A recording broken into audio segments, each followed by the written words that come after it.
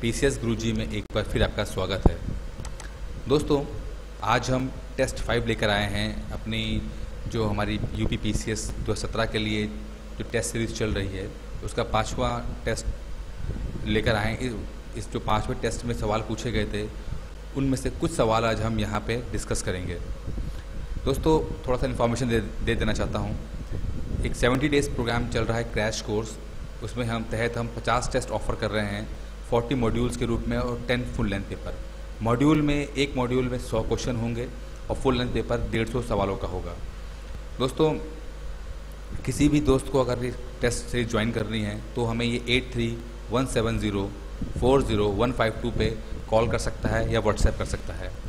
दोस्तों, एक इन्फॉर्मेशन और है, अगर कोई भी स्टूडेंट अगर इस कोर्स को ज्वाइन करता है और रोज़ पेपर देता है और रोज़ टेस्ट में पास होता है, लेकिन उसके बावजूद भी अगर वो प्री एग्ज़ाम नहीं निकाल पाता है तो उसको दोस्तों हम उसका पैसा वापस करेंगे, क्योंकि एक ये मोरल ऑब्लिगेशन के तहत हम लोगों ने फैसला किया है। इसका मतलब ये होता है दोस्तों कि अगर कोई स्टूडेंट पढ़ रहा है, रोज़ पेपर दे रहा है और पास भी कर रहा है, तो मतलब वो अपनी तरफ से सही मेहनत कर रहा है, लेकिन अगर उसके बावजूद भी अगर वो प्री नहीं निकाल पा रहा है तो कहीं ना कहीं हमारे स्टडी मटेरियल में कुछ कमी होगी, तभी वो निकाल नहीं पा रहा है। तो एक मोरल ऑब्लिगेशन लेते हुए हम उसका पैसा वापस कर देंगे। तो खैर दोस्तों, ज़्यादा समय बर्बाद ना करते हुए अपने टेस्ट 5 के कुछ क्वेश्चंस को हम समझने की कोशिश करते हैं। दोस्तों, पहला क्वेश्चन है, थोड़ा करंट अफेयर्स को मैं ज़्यादा इस बार ध्यान दिया है, करंट अफेयर्स के ऊपर। तो कुछ सारे सवाल करंट अफेयर्स के ऊपर ही होंगे। दोस्तों, पहला सवाल है कि राष्ट्रीय परिवार स्वास्थ्य सर्वेक्षण द्वारा जारी रिपोर्ट के अनुसार भारत में कितने प्रतिशत बच्चे एनीमिया से पीड़ित हैं। पूछा जा रहा है दोस्तों कि एनीमिया से कितने परसेंट बच्चे हिंदुस्तान के लोग पीड़ित हैं। राष्ट्रीय परिवार स्वास्थ्य सर्वेक्षण की जो रिपोर्ट आई गई थी उसके तहत 4 ऑप्शन दिए हैं, 32.5, 41.5, 55.8 और 58.4। दोस्तों, हिंदुस्तान में जो एनीमिया होता है, एनीमिया में को हम मोटे तौर पे कहते हैं खून की कमी। खून की कमी का असर टेक्निकल जो मतलब होता है वो कि हीमोग्लोबिन की कमी के कारण ये एनीमिया बीमारी होती है। और देखा ये गया है कि हिंदुस्तान के लगभग आधे से ज़्यादा बच्चों के अंदर ये एनीमिया की बीमारी है। डॉक्टर लोग कुछ टेम्परेरी एनीमिया होते हैं, मतलब जल्दी वो बचपन में तो 2-3 साल तक तो वो थोड़ा सा उनको एनीमिक रहते हैं, वो उनको एनीमिया की बीमारी रहती है, लेकिन बाद में धीरे धीरे सही हो जाते हैं। तो कुछ खान पान की वजह से, शायद कुछ डॉक्टर से मेरी बात भी इस मुद्दे पे हुई थी, तो उन्होंने कहा था कुछ ये हम लोग का जो जोग्राफिकल एरिया है, भौगोलिक एरिया और जो हमारा जीन्स हैं, उस कारण भी हमारे बच्चे ज़्यादा एनीमिया का शिकार हो जाते हैं। तो क्वेश्चन के हिसाब से जो आंसर है 58.4%, जो डी ऑप्शन है, 58.4% बच्चे हिंदुस्तान के वो एनीमिया से ग्रसित हैं। ये रिपोर्ट के हिसाब से 58.4%। एनीमिया के कारण दोस्तों उनका जो शारीरिक और मानसिक विकास है वो उसमें प्रॉब्लम होती है, उसकी रफ्तार स्लो हो जाती है और बच्चे जल्दी थकान महसूस करते हैं और जल्दी बीमार भी पड़ जाते हैं। अगला क्वेश्चन दोस्तों, किसकी अध्यक्षता में गठित एक समिति ने प्रतिरक्षा खरीद संगठन डिफेंस प्रोक्योरमेंट ऑर्गेनाइजेशन की स्थापना से संबंधित मुद्दों पर अपनी रिपोर्ट रक्षा मंत्री को सौंपी है। दोस्तों, कहा गया कि डिफेंस प्रोक्योरमेंट ऑर्गेनाइजेशन प्रतिरक्षा खरीद संगठन की एक समिति ने रक्षा मंत्री को एक अपनी रिपोर्ट दी है।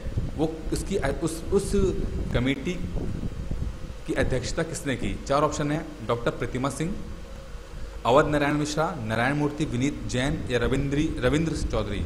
दोस्तों, जो प्रतिरक्षा खरीद संगठन डिफेंस प्रोक्योरमेंट ऑर्गेनाइजेशन की जो रिपोर्ट अपनी दी है समिति ने, उसकी अध्यक्षता डॉक्टर प्रतिमा सिंह ने की है। ये एक फ्लैट क्वेश्चन है, बिल्कुल इसको रटने वाला क्वेश्चन है, आप इसको याद कर लीजिएगा, डॉक्टर प्रतिमा सिंह। अगला क्वेश्चन बड़ा इंटरेस्टिंग है थोड़ा सा। क्वेश्चन है, चुनाव चिन्ह आरक्षण एवं आवंटन आदेश 1968 के किस पैराग्राफ में मान्यता प्राप्त राजनीतिक दल के विरोधी अनुभाग राइवल सेक्शंस के संबंध में चुनाव आयोग की शक्तियां परिभाषित की गई हैं? दोस्तों, क्वेश्चन है कि चुनाव चिन्ह आरक्षण एवं आवंटन आदेश 1968 के किस पैराग्राफ में राजनीतिक दल, मान्यता प्राप्त राजनीतिक दल के संबंध में चुनाव आयोग की शक्तियाँ कहाँ पे परिभाषित की गई हैं, किस पैराग्राफ में परिभाषित की गई है? Para 8, paragraph 10, paragraph 12, paragraph 15।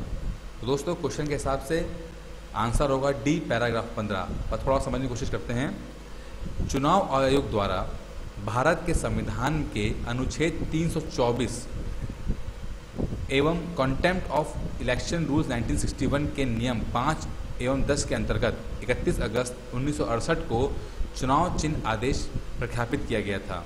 इस आदेश के पैराग्राफ 15 में मान्यता प्राप्त राजनीतिक दल के परस्पर विरोधी अनुभागों के संबंध में चुनाव आयोग की शक्तियां परिभाषित की गई हैं। दोस्तों पहले तो समझेंगे, अगर क्वेश्चन आता है कि चुनाव आयोग हमारे संविधान के कौन से अनुच्छेद में परिभाषित किया गया है, तो वो अनुच्छेद 324, ये बहुत इंपॉर्टेंट है, याद कर लीजिएगा। बोलते हैं, और दूसरा है पैराग्राफ 15 में जो हम क्वेश्चन के हिसाब से है कि कंटेम्प्ट ऑफ इलेक्शन रूल्स 1961 या हिंदी में कहते हैं चुनाव चिन्ह आदेश आरक्षण और आवंटन आदेश 1968 के तहत पैराग्राफ 15 में चुनाव चिन्ह आदेश प्रख्यापित किया गया।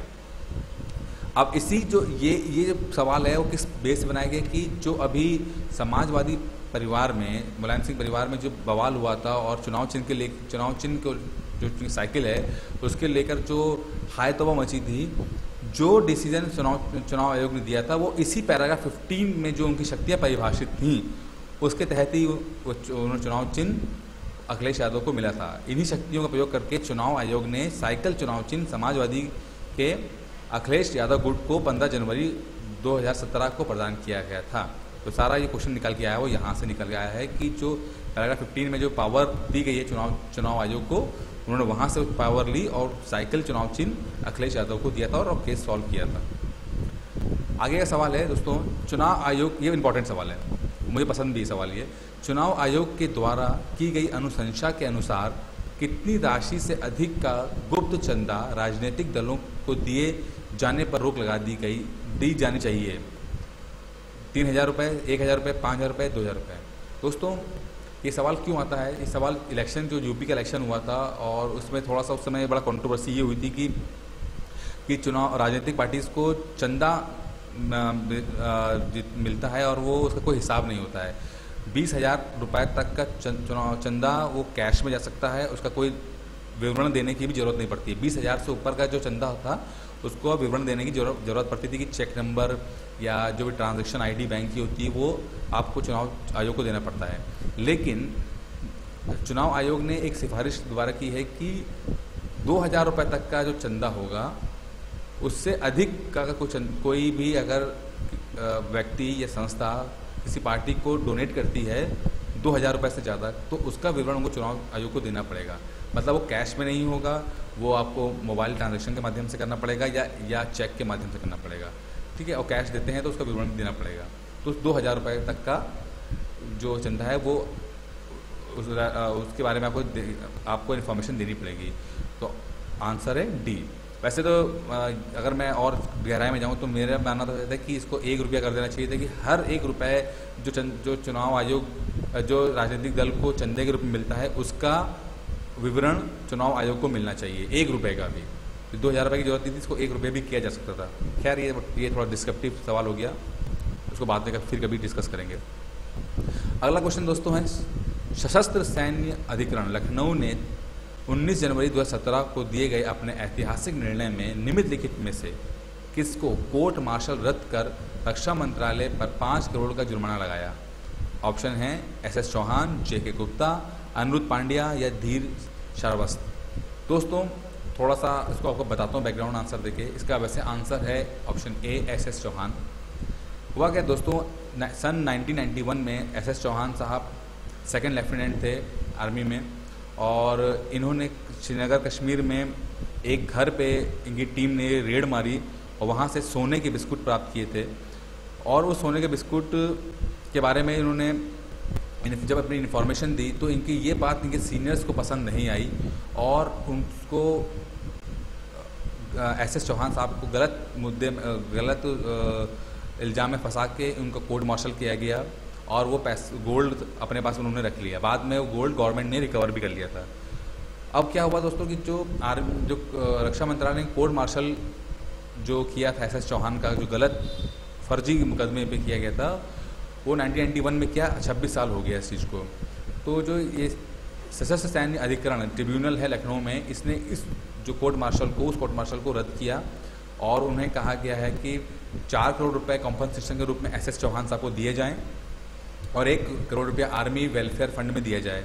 टोटल 5 करोड़ रुपए का जुर्माना रक्षा मंत्रालय के ऊपर उन्होंने लगाया है।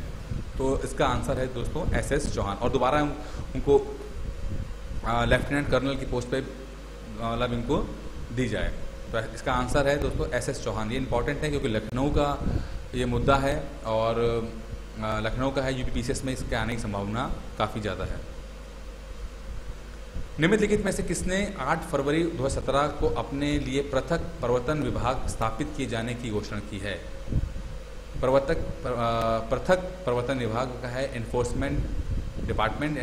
तो एनफोर्समेंट यहाँ पे वो आपका फ्रॉड व्रॉड के बारे में ज़्यादा जो होता है उसकी जांच उसके लिए ये प्रवर्तन विभाग बनता है। तो ऑप्शन है आरबीआई, सेबी, वित्त मंत्रालय, एनआईए। दोस्तों आंसर है इसका ए आरबीआई। आरबीआई द्वारा अपने लिए पृथक प्रवर्तक विभाग एनफोर्समेंट डिपार्टमेंट स्थापित किए जाने की घोषणा की है। तो किसने किया है दोस्तों? आरबीआई ने अपने लिए अलग सा एनफोर्समेंट डिपार्टमेंट बनाया है। अगला क्वेश्चन दोस्तों है, आईसीआईसीआई बैंक ने उत्तर प्रदेश के किस गांव को 100% डिजिटल लेन देन वाला गांव बना दिया है? आईसीआई, इसमें 2 क्वेश्चन देखें दोस्तों हैं, या तो बैंक का नाम पूछ लेंगे वो आईसीआईसीआई बैंक, या पूछ लेंगे कि आईसीआईसीआई बैंक ने उत्तर प्रदेश के किस गांव को 100% डिजिटल लेन देन वाला गांव बना दिया है? जीवाना, सिवाया, तितावी या टिकाना। दोस्तों इसका ऑप्शन है बी सिवाया। सिवाया को आईसीआईसीआई बैंक ने 100% डिजिटली लेन देन वाला गांव बना दिया है। दोस्तों ये कुछ क्वेश्चंस थे करंट अफेयर्स के जो हमने डिस्कस किए। अगर आपको इसकी पीडीएफ चाहिए तो आप मुझे मैसेज कर सकते हैं, फ़ोन कर सकते हैं, मैं आपको ये पूरा जो वीडियो का पीडीएफ है आपको फ्री ऑफ कॉस्ट दे सकता हूँ। रही बात टेस्ट सीरीज़ की दोस्तों, तो ये हमारी टेस्ट सीरीज़ चल रही है। 50 टेस्ट हैं, 40 मॉड्यूल्स के रूप में आएंगे, 10 फुल लेंथ टेस्ट पेपर आएंगे। और आप 8317040152 पे आप हमें कॉल कर सकते हैं और टेस्ट सीरीज़ को ज्वाइन कर सकते हैं। ठीक है, अगला वीडियो मैं कल फिर दोबारा लेकर आऊँगा। तब तक के लिए धन्यवाद।